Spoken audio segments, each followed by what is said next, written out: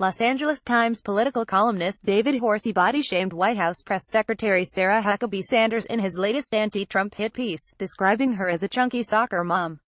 Horsey originally wrote Wednesday that Sanders does not look like the kind of woman that President Donald Trump would choose for the high-profile role, assuming he would prefer sleek beauties with long legs and stiletto heels who could pass for arm candy in addition to serving as the White House's top spokesperson.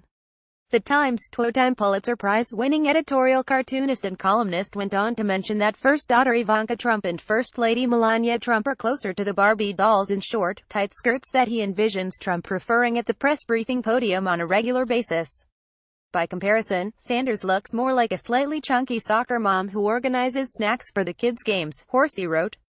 Rather than the fake eyelashes and formal dresses she puts on for news briefings, Sanders seems as if she'd be more comfortable in sweats and running shoes. Sanders looks more like a slightly chunky soccer mom who organizes snacks for the kids' games. LA Times columnist David Horsey. The LA Times columnist even offered an insulting, backhanded compliment. Yet, even if Trump privately wishes he had a supermodel for a press secretary, he is lucky to have Sanders, he wrote. Sanders, who was promoted from deputy press secretary when Sean Spicer stepped down earlier this year, is the daughter of former Arkansas Gov. Mike Huckabee. She has been working in politics her entire adult life and is well respected among GOP insiders.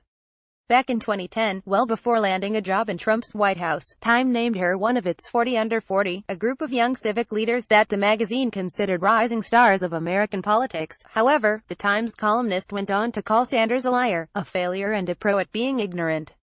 He also, in another recent column about the recent allegations of powerful men sexually harassing women, referred to Trump as a sexually aggressive creep.